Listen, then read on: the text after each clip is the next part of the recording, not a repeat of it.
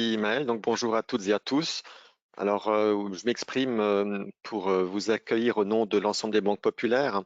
Et j'ai plaisir à vous accueillir donc à ce dernier webinaire avant les congés d'été qui fait suite à une série de 5 webinaires, comme elle vous l'a dit, qu'on a d'animer avec notre partenaire Globalliance depuis le mois de mars. Donc, ce dernier sujet se veut toujours très pratico-pratique et il fait écho à la crise sanitaire que nous traversons et va aborder les solutions pour réussir vos missions de prospection sans vous déplacer en vous appuyant sur des experts locaux. Alors, une focale sera mise sur les États-Unis et le Canada, où nous verrons au travers d'exemples vécus les clés de succès, les secteurs porteurs et les erreurs à éviter. Alors, à mes côtés se trouvent Bruno et Frédéric, deux experts adhérents à Globalliance, qui est un partenaire fort des banques populaires. Globalliance est un réseau d'experts indépendants regroupés au sein de cette association, localisée à l'international et qui couvre une quarantaine de pays. Vous en saurez un petit peu plus dans quelques instants après mon petit mot d'introduction. Pour revenir à vos interlocuteurs bancaires, sachez qu'en fonction de vos demandes, les experts internationaux des banques populaires restent vos points d'entrée. Ils vont chercher des solutions les plus efficaces et complètes auprès de nos partenaires comme Globalliance, mais également Pramex, la COFAS ou BPI, les recherches de solutions. Alors n'hésitez pas à nous solliciter et nous trouverons ensemble les réponses à vos besoins. Mais sans plus tarder, je laisse la parole à Bruno et Frédéric. Merci beaucoup, Gilles. Je vérifie. OK. Donc, j'ai la main. Bonjour à toutes et à tous. Donc, moi, je suis Bruno Tatéossian, partenaire et fondateur de la société Wino Consulting. Ravi d'être parmi vous aujourd'hui. Alors, vous nous voyez, mais on ne vous voit pas. Alors, c'est un peu particulier, mais on aura peut-être l'occasion après, dans la partie questions-réponses, de vous voir. Quelques mots de présentation de Globalliance pour certains d'entre vous qui nous connaissent déjà bien. Désolé, mais pour ceux qui ne nous connaissent pas, quelques mots de présentation. Alors, Globalliance, c'est effectivement un réseau qui a été créé en 2015. En fait, tous les membres de Globalliance, nous sommes ce qu'on appelle des SAI, des sociétés en accompagnement à l'international. Donc, avec ce qui nous lie, le fait d'être des structures francophones, implantées depuis longue date dans nos pays respectifs, ayant créé nos propres entreprises et donc développer nos propres sociétés dans nos marchés respectifs. Une association basée sur un modèle collaboratif, un mode de fonctionnement qui conserve la liberté de chacun, effectivement. L'idée étant de mettre des experts qui sont basés dans leur pays au service de nos clients et au service des entreprises qui souhaitent se développer sur nos marchés.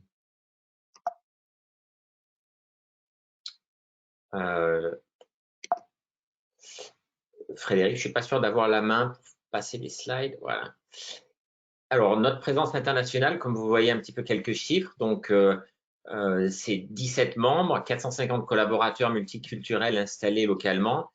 Donc, vous avez les logos de nos sociétés en dessous et les pays qui sont couverts par nos membres et également nos membres affiliés. Donc, 73 pays couverts. C'est un réseau qui continue de grandir. On travaille avec des nouvelles sociétés qu'on intègre petit à petit. Et en tout, 27 bureaux qui sont répartis dans le monde.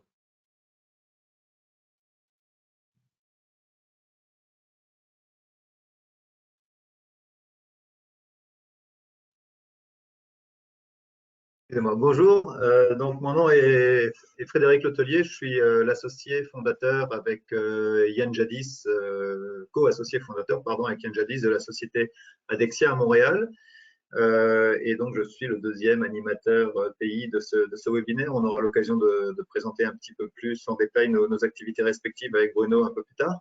Donc, je vais terminer rapidement la présentation de Globalliance. Donc, ces 17 membres et ces 27 pays couverts nous permettent d'accompagner d'avoir accompagné plus de 9000 clients. On gère environ 1200 projets par an d'entreprise pour générer un chiffre d'affaires pour nos clients de 360 millions d'euros. Ça, ce sont des estimations qui sont réalisées à partir de sondages que nous produisons auprès de nos différents membres.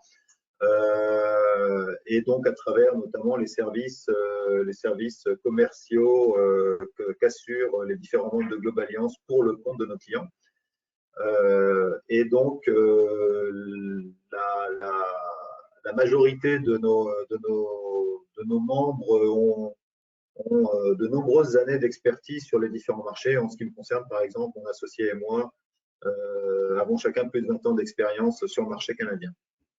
Donc, ce qu'on peut retenir, c'est que c'est vraiment un groupement de sociétés expertes sur leur marché, avec une expérience forte sur les territoires qu'elles couvrent, qui sont toujours présents localement et qui ont cette communauté, ce point commun d'être francophones, francophiles, donc au service de nos clients qui sont pour la plupart du temps des sociétés francophones.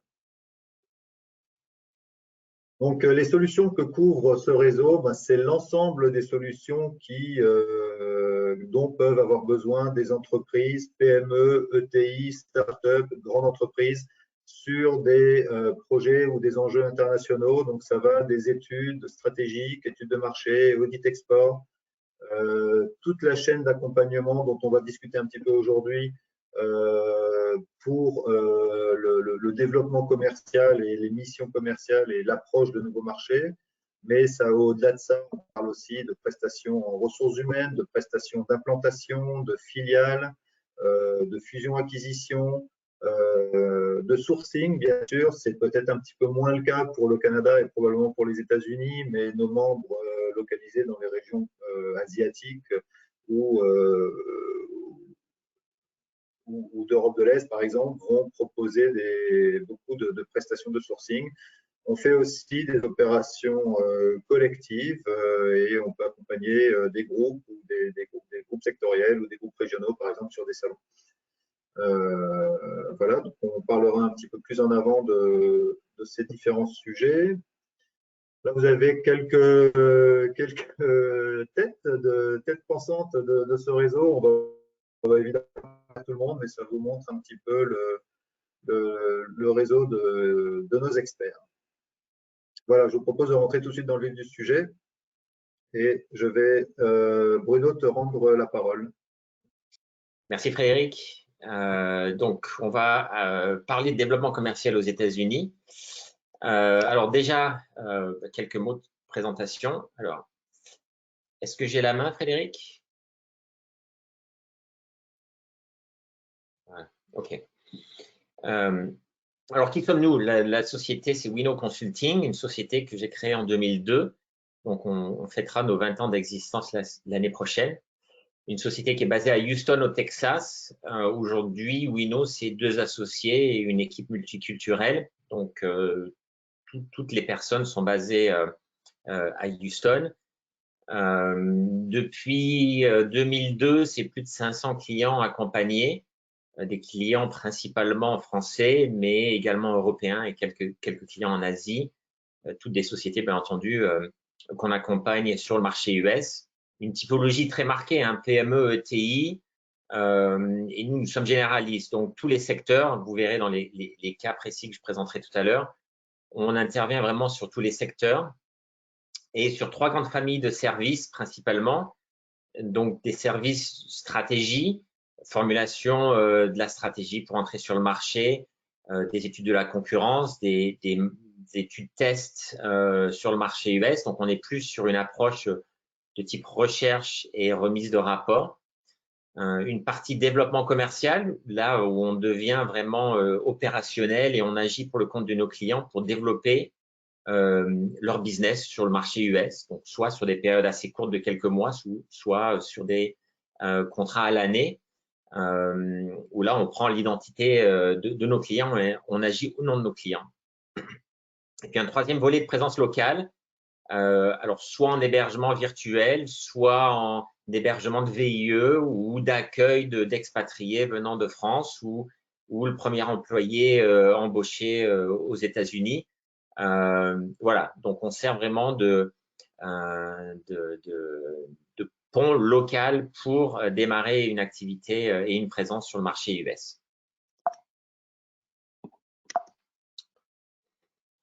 Décidément, ça ne veut pas. Quelques mots sur les États-Unis, donc 330 millions d'habitants. un point que je souligne toujours parce que c'est important. Quand on regarde le top 5 des États, la Californie, le Texas, la Floride, l'État de New York et l'Illinois où est basé Chicago, c'est 40% de la population. Et c'est souvent sur ces 5 États que vont se trouver les clients ou futurs clients de nos clients qu'on accompagne sur le marché US, parce que ce sont là où se trouvent les grandes villes, ce sont là où le pouvoir d'achat est le plus élevé. Donc, c'est souvent une stratégie de s'attaquer à ces 5 marchés-là, ou en tout cas à 2 ou 3 de ces États. Les États-Unis sont bien entendu un pays, hein, donc une même langue, voilà, une même monnaie, mais on y retrouve des spécificités régionales qui sont très marquées. Un Texan ne va pas réagir ou acheter la même chose qu'un Californien ou qu'un New-Yorkais. Donc ça, bien entendu, il faut en prendre compte. C'est un pays qui est très décentralisé, contrairement à ce que nous, on a l'habitude de voir en France ou en Europe. Il y a bien entendu le niveau national, que nous on appelle l'État fédéral, hein, basé à Washington. Ensuite se trouvent les États et les villes ou le local, les comtés. En fait, vous pourrez trouver dans des situations où les lois changent d'un État à l'autre, d'une ville à l'autre. Donc ça, sur certains secteurs, il faut vraiment l'étudier à l'avance. Et puis, bien entendu, des différences culturelles très fortes avec l'Europe. On va en parler tout de suite. Alors, quelles sont-elles? Ce n'est pas une liste exhaustive, hein, mais l'idée, c'est de souligner vraiment qu'on a des différences très fortes avec les Américains. Donc, les lois du travail qui sont bien entendu très différentes pour ceux d'entre vous qui ont peut-être déjà fait l'expérience de travailler avec des Américains. Vous savez qu'ils peuvent, vous pouvez les faire partir du jour au lendemain, mais eux aussi peuvent partir du jour au lendemain. Donc, il y a vraiment une approche très différente de gestion de son personnel et de relations avec ses partenaires. L'assurance santé est très différente, hein, puisqu'elle est privée aux États-Unis, donc à financer.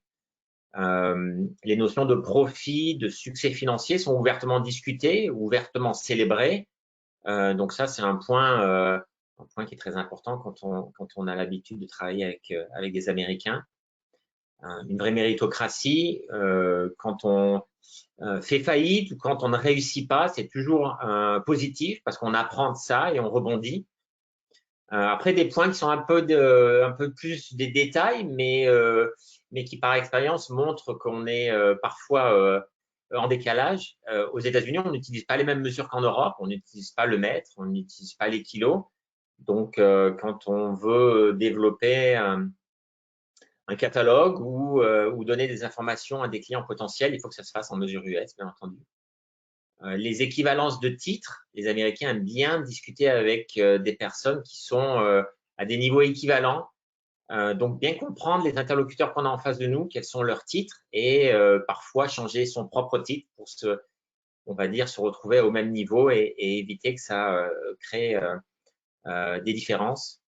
Quand on travaille ou on souhaite travailler avec les Américains, il faut être rapide, il faut être réactif, mais il faut parfois aussi être patient parce que les Américains vont vous demander de répondre très très vite et puis eux vont prendre leur temps derrière avant de vous répondre. Donc voilà, il faut avoir cette patience-là aussi. Alors, quelques mots sur la situation actuelle post-Covid. Alors, je ne mets pas post-Covid au hasard, c'est parce qu'on est aujourd'hui dans une situation qu'on peut vraiment qualifier de post-Covid. Le chômage est actuellement à 5,8% donc au mois de mai. Il était monté jusqu'à plus de 15 l'année dernière, pendant la période où on était vraiment au milieu du Covid. 559 000 emplois créés au mois de mai. Pour rappel, le chiffre du chômage en février 2020, donc juste avant la crise de Covid, était de 3,5%. Donc, on n'est pas encore redescendu à ce niveau-là, mais ça descend. Le premier trimestre 2021, on était sur une progression du PIB de 6,4%.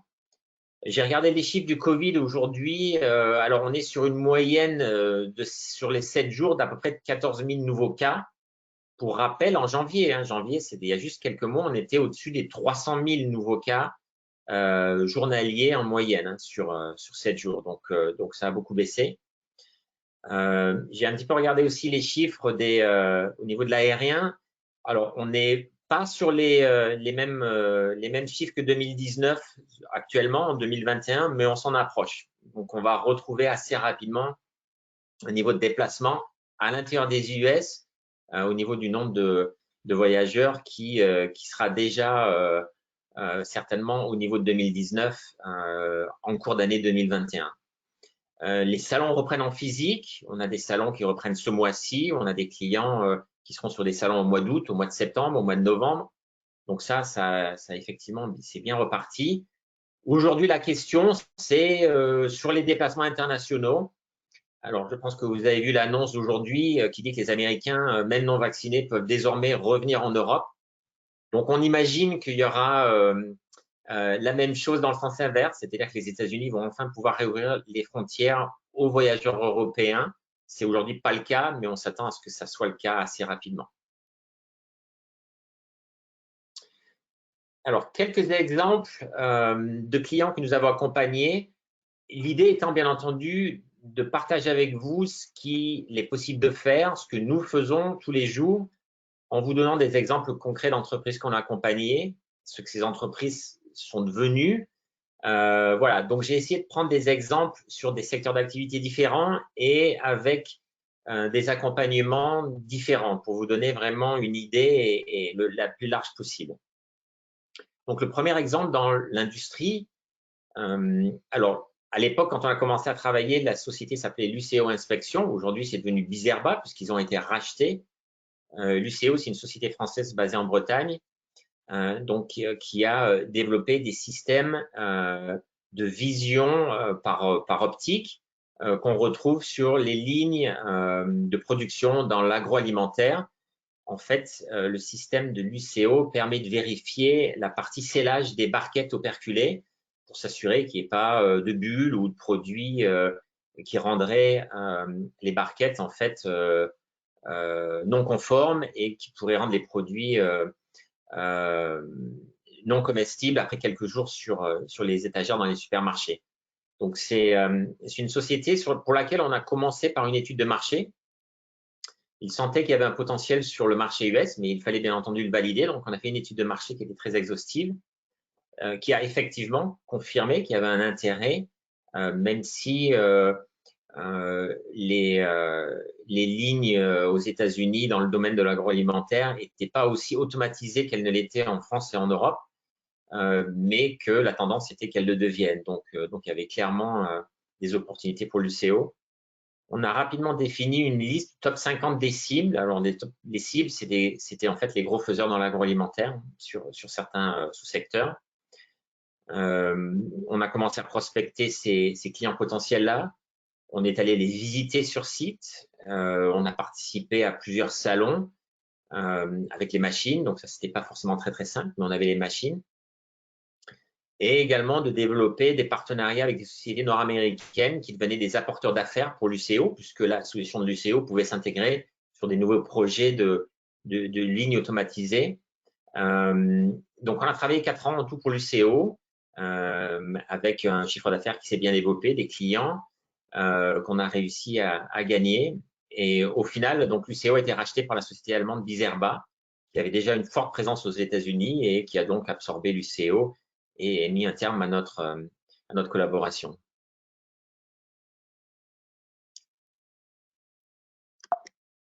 Alors, un exemple dans le logiciel ou les technologies de l'information, Mayor, c'est un client italien qui a développé un logiciel de gestion des réseaux de transport en commun dans les villes. Donc, c'est une société qui avait absolument aucune présence aux États-Unis. On a fonctionné de manière un petit peu différente, puisque le directeur des ventes est venu pendant 3 mois dans nos locaux. Il a passé tout un été avec nous pour travailler sur la stratégie, les cibles. Et avant de vraiment mettre en place cette stratégie, il a été avec nous et on a travaillé ensemble. A suivi une prospection continue. On a identifié et répondu à des appels d'offres venant de villes, de communautés.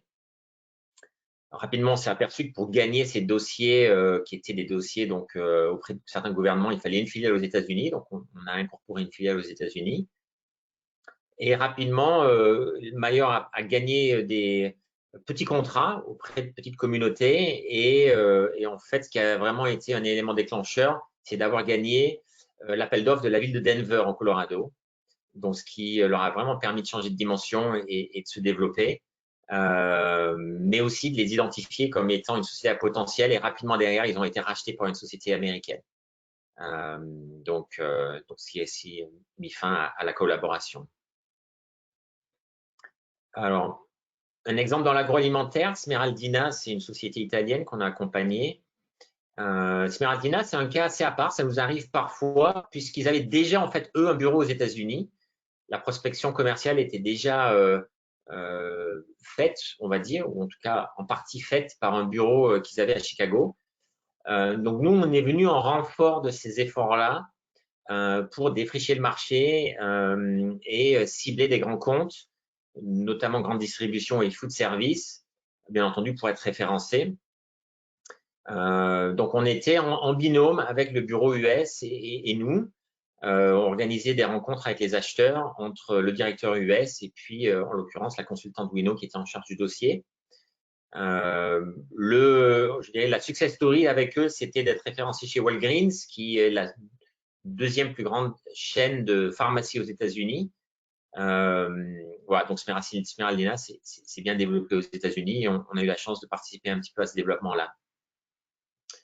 Le dernier exemple, c'est dans le médical. Vipamat est une société à Nouveau-Bretonne qui a développé un fauteuil roulant tout-terrain qui s'appelle l'Hippocampe. Et Vipamat, c'est notre client le plus ancien. On travaille avec eux depuis 2004. On les a accompagnés initialement pour faire leur enregistrement FDA. Donc, en fait, ils ont envoyé un premier fauteuil d'un client sans trop savoir quelles étaient les démarches aux États-Unis. Et bien entendu, il n'est pas passé puisqu'il n'y avait pas d'enregistrement FDA. Donc, le médical, c'est une obligation. Et le fauteuil a simplement été renvoyé en France. Donc, on a fait toutes ces démarches. L'agrément FDA a été obtenu en 2005 et on a pu rapidement derrière lancer la partie commerciale, qui était la mise en place et la gestion d'un réseau de revendeurs. Donc, à travers les États-Unis, on a quelques revendeurs au Canada aussi. Aujourd'hui, Wino gère entièrement le réseau et le développement des ventes de Vipamat aux États-Unis. Ça fonctionne très très bien. On participe à des salons, on gère les ventes, on gère le stock qui est basé à Houston d'ailleurs. On a une personne en back office qui s'occupe de tous ces aspects-là. Et Wino est rémunéré sur des commissions sur les ventes. Donc, c'est un modèle qui fonctionne très, très bien. Et voilà, sur ces points de commission, c'est un modèle qu'on peut utiliser aussi avec nos clients. Alors, quelles sont les erreurs à éviter aux États-Unis? Alors, il y en a beaucoup. Hein. Encore une fois, l'idée n'est pas d'être exhaustif, mais j'en ai retenu 5 qui sont des erreurs qu'on voit souvent revenir. Et alors, j'ai un petit peu joué sur la partie cliché, mais il y a vraiment quelque chose derrière et ce sont des points qui sont vraiment très importants. Le premier, c'est qu'effectivement, les États-Unis sont d'un grand pays. On ne peut pas réalistiquement se développer sur tout le pays en une fois, sauf à avoir des budgets qui sont énormes donc ce qui n'est pas le cas de la plupart de nos clients PME et ETI. On ne peut pas forcément se dire qu'on y va avec la même approche. Donc là-dessus, il faut vraiment faire très très attention avant de se lancer sur les États-Unis, de bien sélectionner où on va. Je vous montre une carte en fait qui vous donne un petit peu voilà l'idée de la taille des États-Unis. C'est des équivalences de PIB avec des États. On se rend compte un petit peu du marché que ça représente. Hein. Le Canada, c'est l'équivalent du Texas. Le UK, c'est la Californie. Quand on regarde Belgique, par exemple, qui est l'État de Washington, ou les Pays-Bas, qui sont l'État de l'Illinois. Donc, on se rend compte que tous ces pays-là, on n'irait pas les attaquer ensemble d'un seul. Donc, là-dessus, voilà, c'est vraiment de bien faire attention avant de se lancer sur les États-Unis, de choisir quelles zones et quels États et comment procéder. La deuxième erreur, c'est de penser que les Américains vont acheter vos produits tels qu'ils sont et à des Français qui sont basés en France. Il faut bien entendu adapter vos produits au marché américain. Donc là-dessus, ça c'est un point qui est très important et on participe à ça. Après, les Américains préfèrent travailler avec des Américains, ça c'est clair, ou en tout cas avec des gens locaux basés aux États-Unis. Donc, démarrer un flux d'affaires aux États-Unis en étant basé en France, en travaillant avec quelques partenaires, ça se fait très très bien. Mais pour pouvoir vraiment travailler dans la durée, se développer dans la durée aux États-Unis, il faut être sur place, il faut avoir un relais local et si possible travailler avec des gens qui ont soit une culture américaine ou des Américains directement. Le point 3, les États-Unis sont différents de la France, pas de bureaucratie comme chez nous. L'État fédéral n'a pas vraiment de pouvoir et les États se moquent de ce que nous pouvons faire. Alors, il y a quand même de la bureaucratie aux États-Unis. C'est pas aussi simple que ça. Et parfois, il y en a même beaucoup.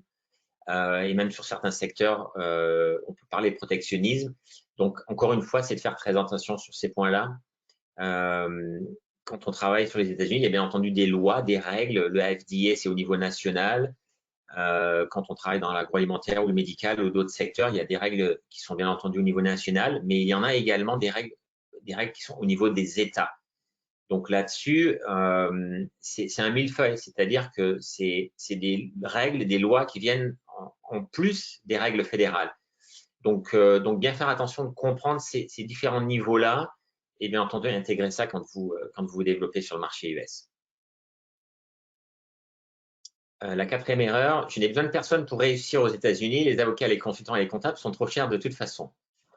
Alors, aux États-Unis, ça c'est un point où vous avez certainement entendu parler, mais il faut se protéger, il faut être entouré avec alors des avocats, ça c'est clair, et des avocats, il en faut même parfois plusieurs parce que vous avez des avocats spécialisés en contrats commerciaux, vous avez des avocats qui sont spécialisés si vous avez des équipes, vous embauchez du personnel sur place en droit du travail.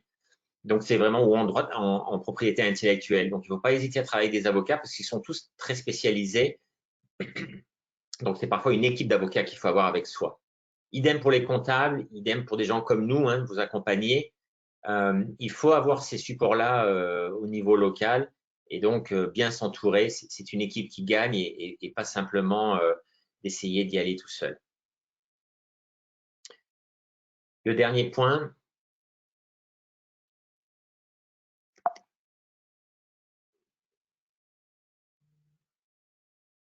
voilà. Je peux gagner de l'argent très vite aux États-Unis. Les Américains vont adorer mes produits, donc je n'ai pas besoin d'investir beaucoup d'argent pour réussir. Non, il faut prendre son temps aux États-Unis. On ne rentre pas aux États-Unis très vite. Alors, ça peut, ça peut. Nous, on a eu le cas, mais c'est l'exception, c'est pas la règle. La règle, c'est vraiment qu'il faut s'attendre à être patient, à être persistant sur le marché américain. C'est un investissement avec un retour qui peut être espéré à moyen long terme. Donc là-dessus, il faut vraiment se préparer, mettre les budgets adéquats et travailler sur la durée pour vraiment se développer sur le marché américain et pas penser que ça ira très très vite et en ressortir. Les Américains, de toute façon, souhaitent avoir en face d'eux des interlocuteurs et les tester par rapport à une approche qui est sur le long terme. Pas simplement venir, vendre, faire un coup et repartir. Ça, c'est le meilleur moyen en fait de se griller auprès des Américains. Donc là-dessus, il faut vraiment leur montrer l'importance d'être sur place et la volonté d'être sur place et de se développer sur le long terme sur un marché comme les US. Une dernière slide, les takeaways, si voilà, vous retenez ces points-là pour un développement durable sur le marché US, ça reste un marché accessible, bien entendu. C'est un grand marché, un marché stable, mais sur lequel il faut absolument se préparer en avance. Donc là-dessus, on peut pas y échapper. Il faut s'adapter, c'est déterminant. Les outils commerciaux, un site internet dédié, voilà, il y a plein de points sur lesquels on peut soulever par rapport à ça. Se positionner très rapidement et vendre localement. Alors, ça peut tout simplement être une domiciliation virtuelle, mais c'est pas grave. Une adresse, un numéro de téléphone aux États-Unis, c'est très important. Bien se protéger, ne pas travailler demain avec un distributeur si vous n'avez pas de signé de contrat qui vous donne des portes de sortie. Donc là-dessus, c'est vraiment se protéger. Et puis, comme je disais à l'instant, un retour sur investissement qui est quand même à moyen et long terme. Voilà.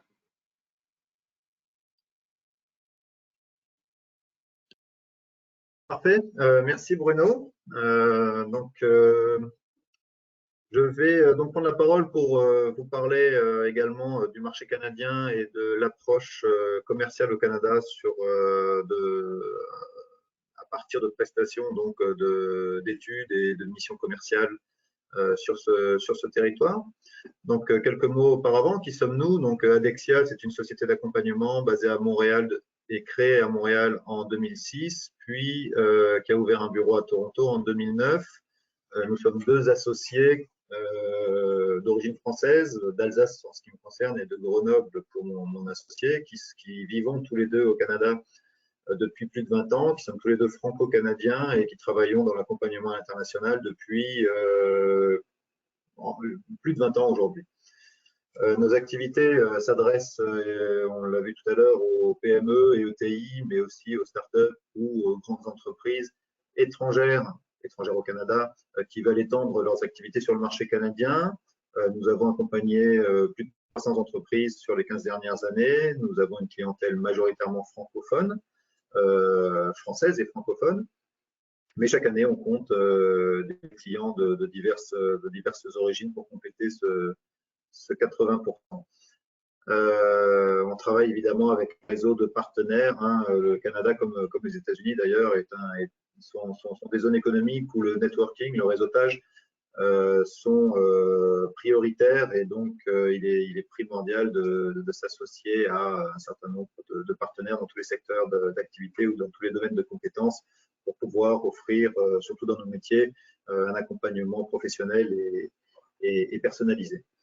Et bien sûr, on est membre du réseau Globaliance qui nous réunit aujourd'hui, ceci depuis 2017 avec beaucoup de plaisir. Donc, quelques mots sur le Canada. Donc, le Canada, c'est la 10e puissance économique mondiale, un PIB de aujourd'hui près de 1800 milliards de dollars et un taux de croissance, c'est un chiffre probablement de 2017, 3%, mais qui est un peu vieux. Aujourd'hui, on est sur un taux de croissance de environ 1,8%. C'est un État fédéral, c'est-à-dire que nous avons 13 provinces et 3 territoires qui composent le pays. Chacune de ces provinces a une juridiction politique. Donc, vous avez un Premier ministre canadien, fédéral, Justin Trudeau, puis ensuite vous avez un gouvernement provincial par province. Et donc, un petit peu comme à l'image des États-Unis, il y a différents paliers de décision, différents paliers administratifs dont il faut tenir compte de stratégie de développement sur ce marché. Le Canada est évidemment un très grand pays, le deuxième plus grand pays après la Russie, avec 9,9 millions de kilomètres carrés. Ça implique évidemment un certain nombre de considérations quand on envisage de s'y attaquer. Surtout quand on parle d'un pays qui a une population finalement assez limitée par rapport à sa taille et donc on peut s'attendre à un étalement important pour atteindre les différentes zones économiques des différentes grandes villes. 61% de la population est concentrée sur 2 provinces, l'Ontario qui est la plus peuplée et la plus puissante en termes économiques des provinces canadiennes. C'est la province qui accueille les villes de Toronto et d'Ottawa et qui compte à peu près 15 millions d'habitants, et le Québec qui compte 8,5 millions d'habitants. Donc, ce sont les 2 principales provinces. Et c'était également les provinces qu'on vous suggère la plupart du temps d'aborder en priorité du fait de leur poids économique, de leur poids démographique, et à moins que vos activités ne s'adressent à un secteur qui est surreprésenté dans d'autres provinces, ce sont vraiment les provinces qui vont être le plus rapidement abordées. La devise, c'est le dollar canadien, avec un taux à peu près de 1,50$ pour 1 euro. Le taux de chômage est à 9,5% en 2020, sachant que évidemment on a été impacté par le Covid. Le taux de chômage habituel depuis les dernières années tourne plutôt autour de 5%. Donc on est dans une situation de quasi plein emploi, avec des tensions en termes de ressources humaines et des enjeux en termes de rétention des collaborateurs depuis plusieurs années. Ça génère des opportunités en termes d'immigration d'affaires et d'immigration de travail. Donc, le Canada est un pays ouvert qui encourage beaucoup l'immigration des pays extérieurs vers le Canada. Et donc, il y a un certain nombre de politiques et de programmes qui sont prévus pour accueillir des travailleurs dans certains secteurs d'activité stratégiques sur lesquels on est en manque d'expertise. Le français et l'anglais sont les deux langues officielles du pays, donc ça c'est une particularité propre et unique en Amérique du Nord. Ce sont les deux langues officielles. En réalité, le français est pratiqué principalement au Québec, en majorité, mais aussi dans d'autres provinces comme le Nouveau-Brunswick ou l'Ontario, mais à moindre mesure. Dans quelques secteurs porteurs au Canada, donc ce sera la seule carte que je vous imposerai aujourd'hui, simplement pour vous dire que le Québec et l'Ontario sont deux provinces qui sont très diversifiées en termes de secteurs d'activité et représentent à peu près tous les secteurs d'activité qu'on retrouve par ailleurs au Canada. Donc, ça va des ressources naturelles, foresterie, mines, exploitation de minerais, aux technologies de pointe, à l'aéronautique, à l'aérospatiale, aux biens de consommation, l'agroalimentaire, l'industrie de la santé. Tous les secteurs auxquels vous êtes habituellement confrontés sont représentés peu ou prou sur ces deux provinces. Le Manitoba et la Saskatchewan sont considérés un peu comme les greniers, les deux provinces greniers du Canada, avec une activité principalement agricole et d'élevage et d'exploitation de ressources naturelles. Il y a d'autres domaines, mais c'est vraiment les domaines qui représentent le plus et qui caractérisent le plus ces provinces du centre du pays. La particularité, c'est que ce sont des exploitations agricoles extensives avec des terrains couverts énormes et des équipements spécifiques pour pouvoir travailler sur des territoires aussi étendus. L'Alberta est malheureusement, on pourrait dire, connu pour son exploitation des sables bitumineux, qui est donc une ressource pétrolière dont l'exploitation est assez polluante, mais qui fait la richesse de cette région, qui ressemble un petit peu au Texas pour le reste. C'est une région d'élevage également, mais donc de ressources en pétrole. Et donc, pour finir, la Colombie-Britannique, qui est la province basée sur la côte ouest canadienne, est une province assez diversifiée également, avec des ressources notamment en foresterie particulièrement abondantes. Et c'est une province qui est particulièrement orientée vers le marché asiatique, donc une province probablement moins accessible a priori, dans un premier temps en tout cas, pour les entreprises européennes. Quelques mots rapides sur les différences culturelles entre la France et le Canada. Je ne vais pas répéter ce que Bruno aurait peut-être déjà dit, mais l'environnement d'affaires canadien est un environnement mixte qui subit plusieurs influences, celle des États-Unis, celle de la France et l'influence anglo-saxonne. Donc, l'approche est un peu complexe et elle est différente d'une province à l'autre, dans le sens où l'influence française ou latine sera par exemple beaucoup plus présente au Québec qu'elle ne le sera en Ontario, qui est davantage exposée à une influence anglo-saxonne, ou l'Alberta ou les provinces du centre du pays qui sont davantage exposées à une influence américaine. Donc on a des petits enjeux culturels à maîtriser. On peut avoir des sens de l'humour un peu différents. Bon, on peut être parfois un peu deuxième degré en Europe ou avoir des sujets d'humour qui sont pas toujours forcément bien perçus ici. Le Canadien est plutôt bienveillant, empathique, même dans son humour. Il a tendance à éviter le conflit et c'est toujours difficile d'avoir un non clair, notamment dans la prospection commerciale. Donc, un oui ne veut pas toujours dire oui, en fait. Et le non, des fois, on aimerait bien l'avoir un peu plus vite. On évite les discussions politiques, surtout les tensions politiques internes, comme les sujets entre le Québec francophone et le reste du Canada. Donc, on a certaines lois, la loi 101 qui protège le français et la francophonie au Canada, qui est parfois contestée dans le reste du Canada. On a eu un référendum il y a 20 ans, un peu plus de 20 ans, qui a failli rendre le Québec indépendant, et c'est encore une cicatrice pour certains Québécois. C'est important d'adapter la langue à votre audience. On parle français à des francophones et anglais à des anglophones. L'accueil est chaleureux, les Québécois pour le français tutoient facilement, on est très ouvert à la discussion, c'est facile de parler aux décideurs, mais on est malgré tout dans une relation d'affaires et on n'a pas de deuxième chance. Donc quand on a accès à un décideur, il faut être prêt parce que on peut être parfois surpris de la rapidité avec laquelle on peut s'adresser à la personne à qui on veut vraiment parler, mais par contre, il ne faut pas se rater. Voilà, donc on va passer là pour les différences culturelles, pour rentrer plus rapidement dans le vif du sujet, qui est diagnostic pays et la négociation commerciale. Donc là, vous avez une slide où vous voyez les différents services que propose Adexia. Et donc, c'est la partie que j'ai mis en plus en évidence, la partie trade, la première, donc, et celle qui nous concerne aujourd'hui.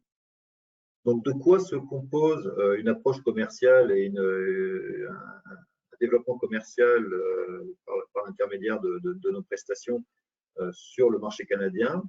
On va travailler d'abord sur un premier élément, une première phase qui est toute la qualification de l'approche du marché, du secteur, des acteurs et de l'offre du client. Donc, à travers un audit export, comment vous travaillez à l'export, quels sont vos marchés cibles, quels sont vos marchés existants, avez-vous déjà travaillé au Canada, de quelle manière, avec qui, etc. Est-ce que vos produits sont prêts, est-ce que vos produits sont dans les bonnes langues, est-ce que vos produits correspondent aux bonnes règles, etc. De là, on va réaliser une analyse stratégique. Donc, cette analyse a pour but vraiment c'est une analyse terrain. On fait énormément de travail terrain sur l'ensemble de nos prestations. Donc, très peu de recherches documentaires extensives sur des statistiques, des tableaux ou des études généralistes, mais on est vraiment au contact direct de vos partenaires, de vos clients, de vos fournisseurs, de vos concurrents pour discuter du marché.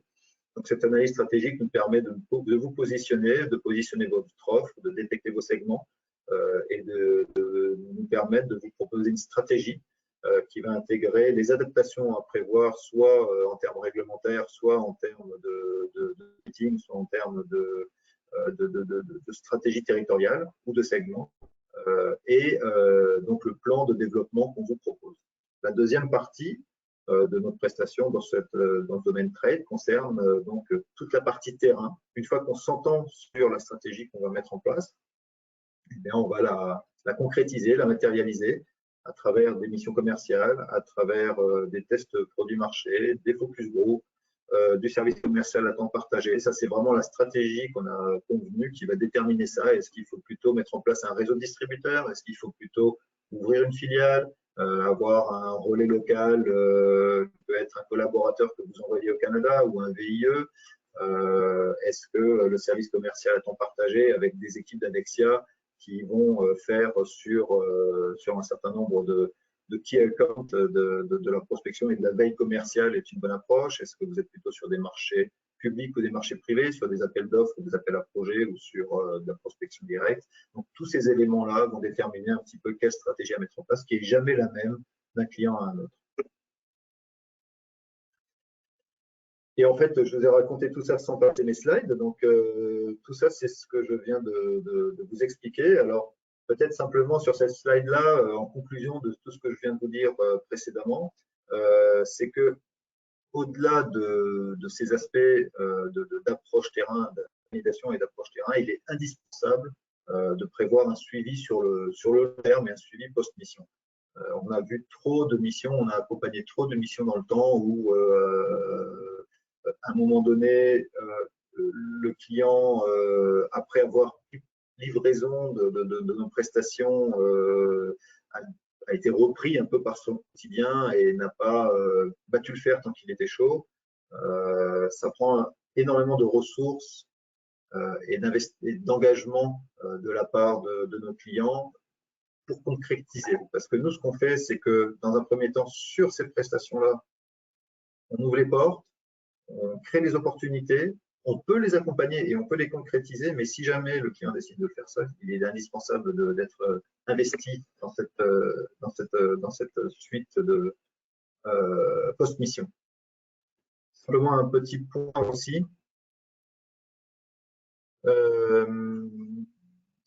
il est indispensable aussi, quand vous engagez une mission et on vous aide à faire ça, il est indispensable de savoir, d'avoir une idée de vos attentes. Est-ce que votre attente au bout d'un an ou au bout de 3 ans, c'est d'avoir un POC, c'est d'avoir un premier client ou c'est d'avoir $1 million de chiffre d'affaires par an? Et les ressources que vous allez déployer par rapport aux objectifs que vous vous donnez ne sont pas les mêmes. Et donc, nous, on peut vous aider à calibrer les ressources que vous pouvez ou que vous devriez déployer par rapport aux objectifs que vous vous donnez, et on peut vous aider à calibrer les objectifs raisonnables dans un temps raisonnable. Donc ça, c'est aussi très important parce que on ne peut pas espérer avoir le contrat du siècle en n'investissant pas les efforts qui sont nécessaires pour y arriver. Donc, quelques études de cas aussi de mon côté que je vais passer rapidement autour à travers parce qu'en fait, ça illustre simplement ce que je viens de vous présenter. Donc, premier exemple, Empac, une société dans le packaging qui fait des matrices de découpe et de pliage et d'embosselage pour le cartonnage, en fait, pour les emballages, les packaging en carton. Donc, au début, un projet de mission commerciale, recherche de distributeurs. Donc, on a accompagné l'entreprise sur une étude, une mission. On a identifié pour eux un premier distributeur en Ontario en 2015 qui distribuait des pièces spécifiques de pièces d'usure, en fait. Rapidement, le client a décidé qu'il souhaiterait faire une acquisition sur le marché pour produire localement et qu'il envisageait de s'installer au Canada avec sa famille par la même occasion. Et donc, on a réalisé une étude de mobilité pour la famille et un screening de cibles d'acquisition. Ce screening a conduit à 2 acquisitions finalement, une première en 2017 et une deuxième en 2019. Et aujourd'hui, Adexia en Ontario est le représentant commercial à temps partagé pour certains éléments. En fait, pour l'une des sociétés qui a été achetée, la deuxième en 2019. Et donc, on continue à travailler aujourd'hui avec cette société en fait. Proconnect, c'est un cas un peu plus récent. Donc, Proconnect est un fabricant français de prises basse et moyenne tension industrielle. Donc, un produit très niché, très spécifique, avec des applications très précises en portuaire, aéroportuaire, minier et transport. Donc, on a réalisé donc une étude de marché et une étude réglementaire. Alors, ce qu'on peut retenir de cette prestation, c'est que si on s'était arrêté à la conclusion de l'étude réglementaire, on aurait dit n'y allez pas. Parce que les textes spécifiaient qu'il fallait absolument que chaque produit, chaque connecteur soit certifié CSA, qui est la norme électrique, une des normes électriques canadiennes. Et ça valait $100 000 par SKU, par modèle. En creusant et en discutant avec un certain nombre de partenaires dans le process, on s'est aperçu qu'il y avait des solutions pour non pas contourner d'une manière illégale cette règle, mais pour inclure la certification de ce connecteur dans un sous-ensemble ou un ensemble complet. Et donc, finalement, on a abouti à la signature qui sont en cours là d'entente de distribution pour Proconnect sur 2 secteurs différents et avec 2 distributeurs différents. Domaine agroalimentaire, Celtigel, une société bretonne spécialisée dans la production de plats préparés surgelés, coquilles Saint-Jacques, des plats cuisinés et des produits à base de pâtes et type lasagne. Une étude qui avait pour but, dans un premier temps, donc on avait une hypothèse qui était qu'on allait travailler en marque blanche sur le produit barquette de lasagne. Donc, on a pas mal avancé sur cette étude-là. La conclusion, ça a été que non, ça ne passerait pas.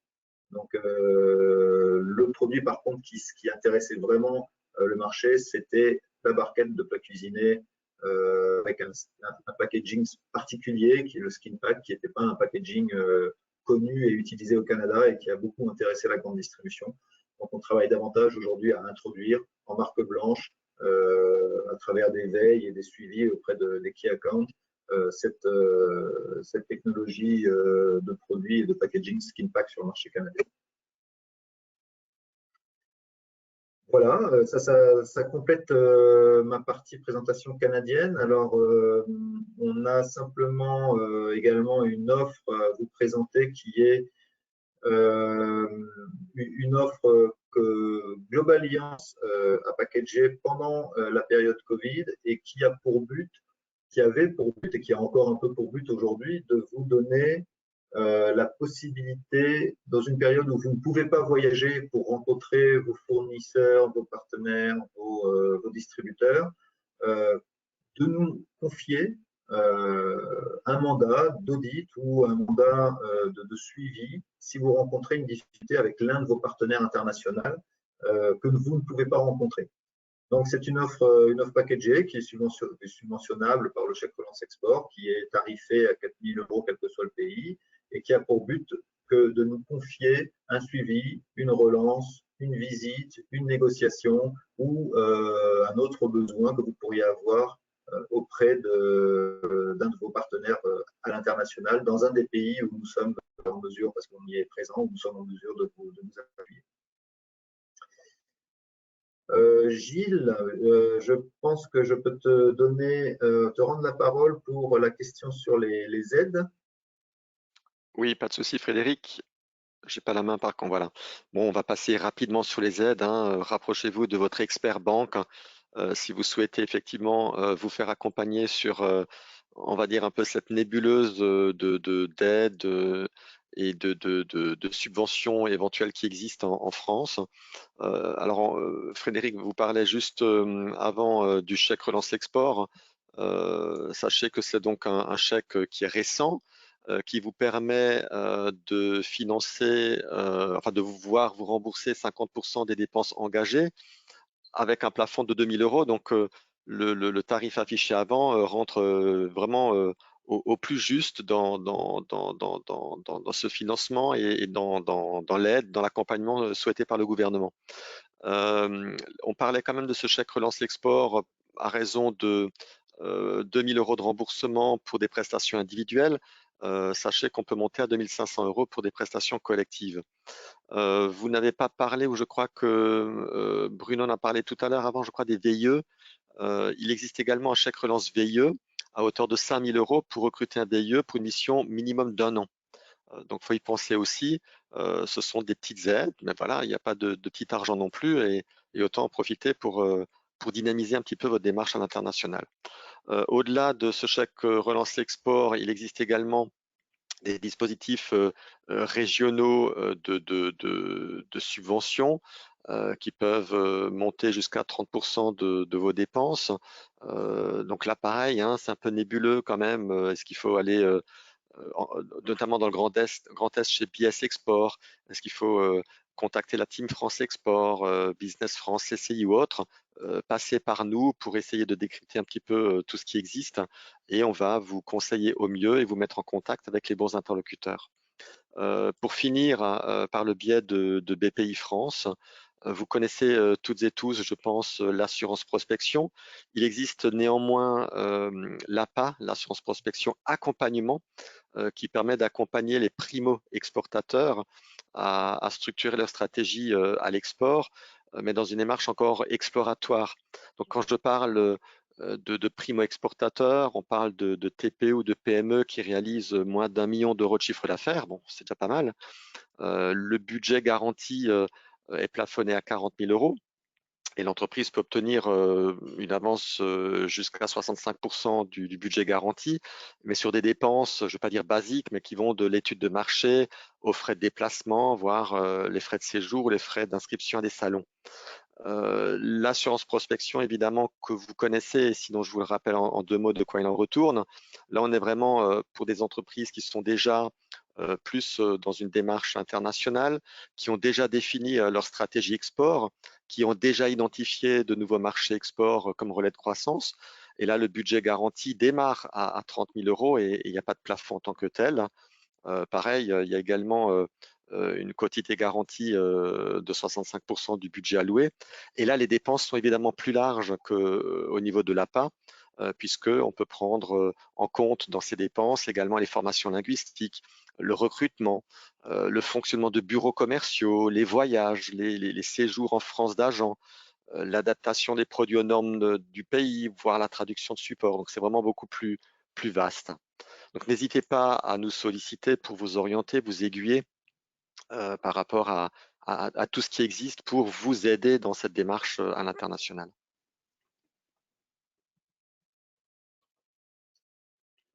Je garde encore le micro. Alors, tout au long de l'année 2021, on voulait effectivement vous proposer une série de webinaires. Là, on arrive aux portes des congés d'été.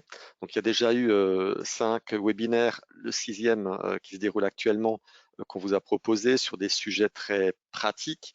Il existe également des replays, hein, donc n'hésitez pas à revenir vers nous si vous souhaitez visualiser des webinaires qu'on a animés depuis le mois de mars. On va marquer une petite pause pendant cette période estivale et on va vous revenir avec une proposition de nouvelles thématiques, toujours très pratiques, à partir de fin septembre, à un rythme un peu plus doux quand même. On va vous proposer sans doute 2 ou 3 webinaires d'ici la fin de l'année, mais on reviendra vers vous en temps voulu pour vous proposer de nouveaux sujets.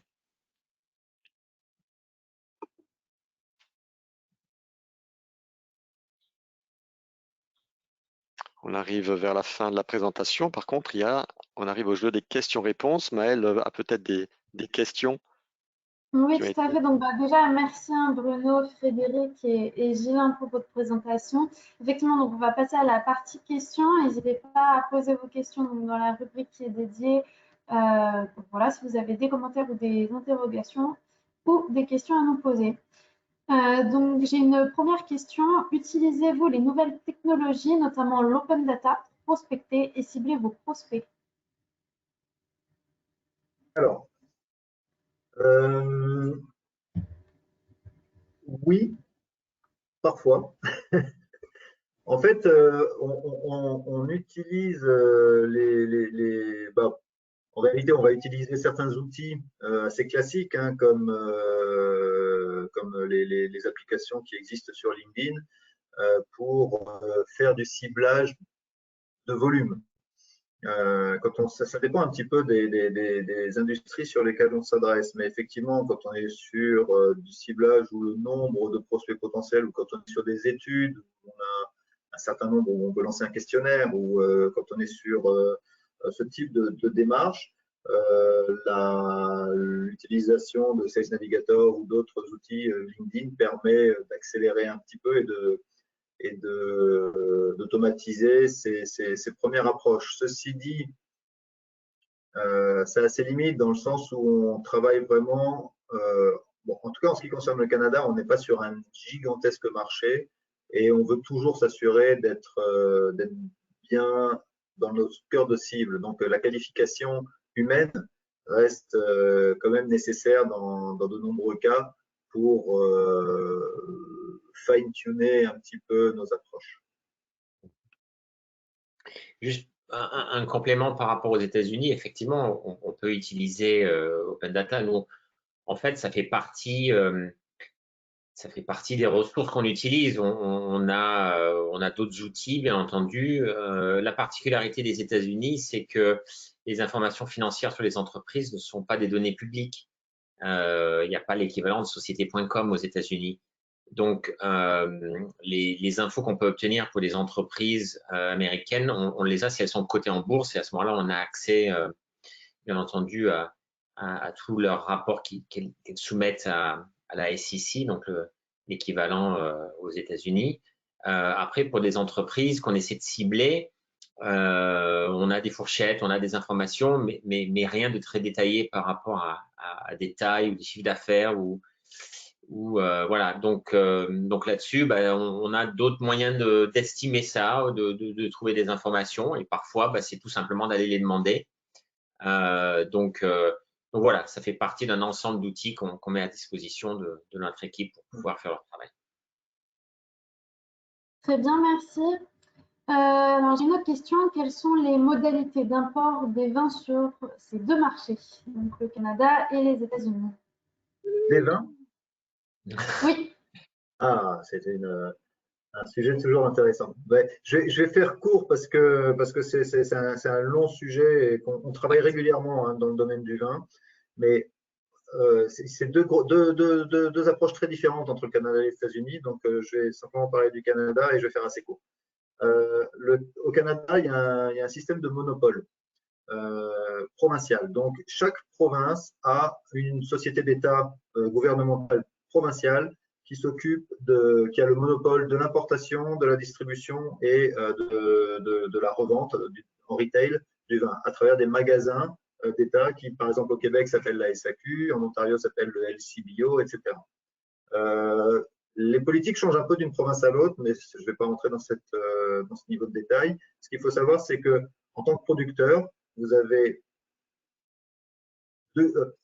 un acheteur unique qui est le monopole. Après, vous pouvez être distribué soit dans les magasins, soit en restauration. Donc, vous pouvez être référencé dans un restaurant sans forcément être référencé dans un monopole.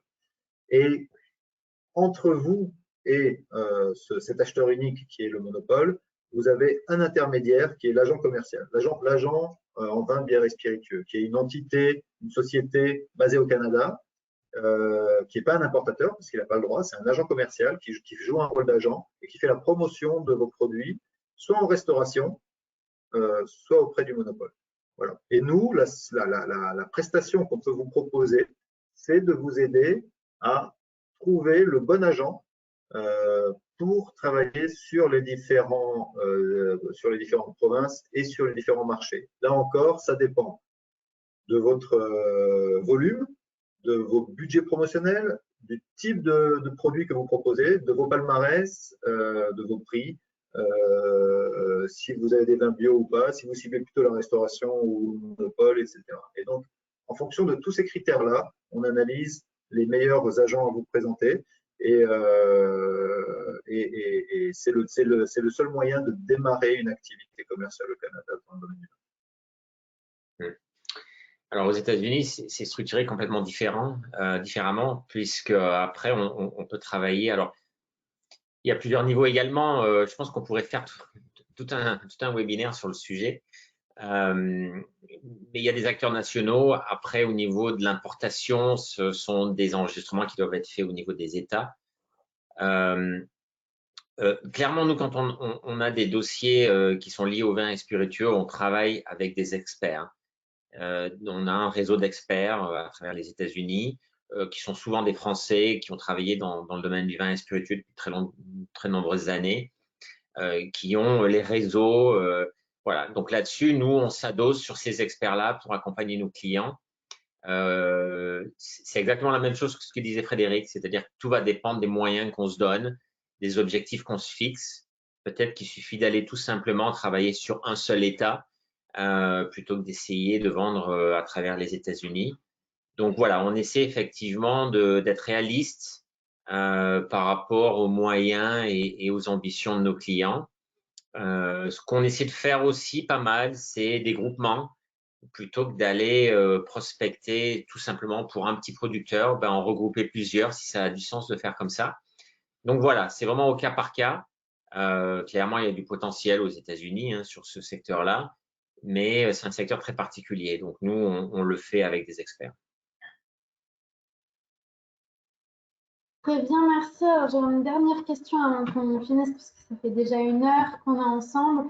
Quelles sont les actions primordiales à mettre en place donc, pour un démarrage d'activité export et notamment sur la prospection?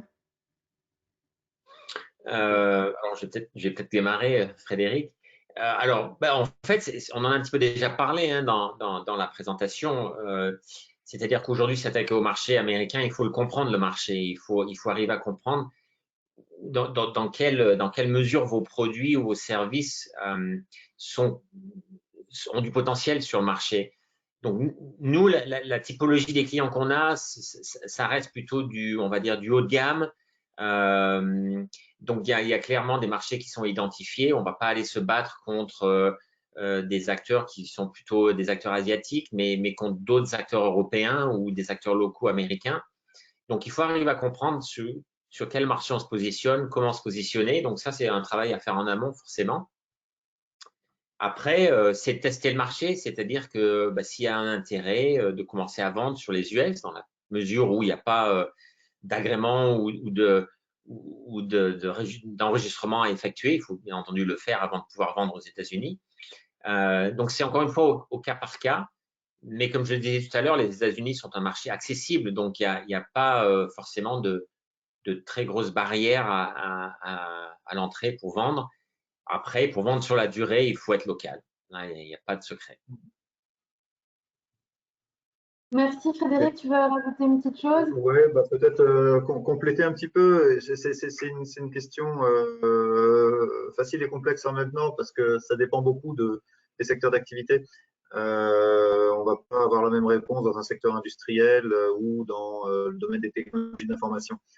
Ceci dit, l'idée, c'est que on arrive à développer de manière rentable, on va dire, le marché canadien à partir de sa première référence. Donc, l'objectif peut-être dans nos accompagnements, un des objectifs prioritaires, à part évidemment toute l'adaptation de l'offre, l'adaptation du discours, l'adaptation marketing, l'adaptation technologique, réglementaire, etc., c'est de décrocher cette première référence qui est un petit peu plus qu'un mot, qui est une vraie référence commerciale et qui va permettre de prouver que ça marche, que notre produit, notre offre, notre service est commercialisable et fonctionne, est opérationnel sur le marché. Personne n'aime essuyer les plâtres, pardon. Personne n'aime essuyer les plâtres, donc la difficulté, c'est vraiment de trouver ce premier client. Et on travaille beaucoup là-dessus. Et voilà, donc notre accompagnement a vraiment pour but de réussir à franchir ce premier pas qui généralement en provoque beaucoup d'autres.